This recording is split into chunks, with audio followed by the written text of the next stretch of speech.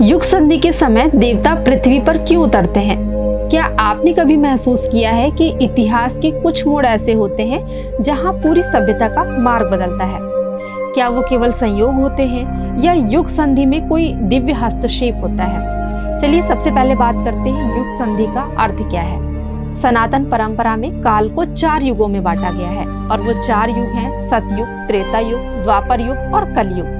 जब एक युग समाप्त होता है और दूसरा आरंभ होता है, उस संक्रमण काल को कहा जाता है युग संधि। यह एक ऐसा ऋण होता है जब पुराना समाप्त हो रहा होता है और नया आकार ले रहा होता है। उदाहरण के लिए बात करें तो त्रेता के अंत और द्वापर के आरंभ पर रामायण से महाभारत की ओर संक्रमण, द्वापर के अंत और कलयुग के आरंभ पर श्री कृष्ण का प्रस्थान। शास्त्रों में वर्णन है कि युग संधि पर धर्म और अधर्म का संतुलन बिगड़ता है।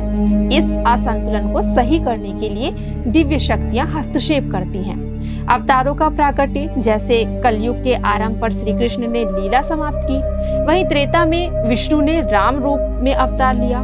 कलयुग के अंत में कल्कि का प्रकट होना बताया गया है।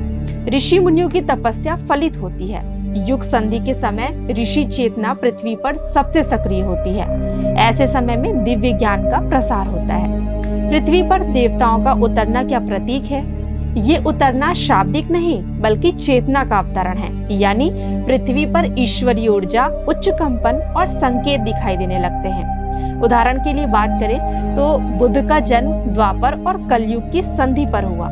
अशोक का परिवर्तन एक युग परिवर्तन का संकेत बना।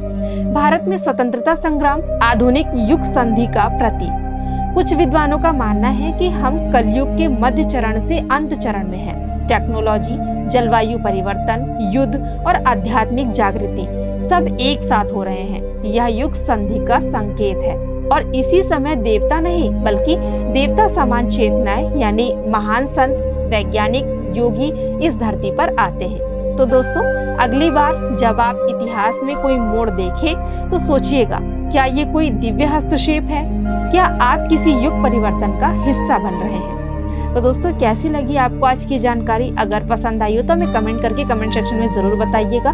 मिलते अपने नेक्स्ट एपिसोड में ऐसे ही कुछ रोचक व आध्यात्मिक विषय के साथ। तब तक के लिए मैं आप सभी से आज्ञा चाहती हूँ। धन्यवाद।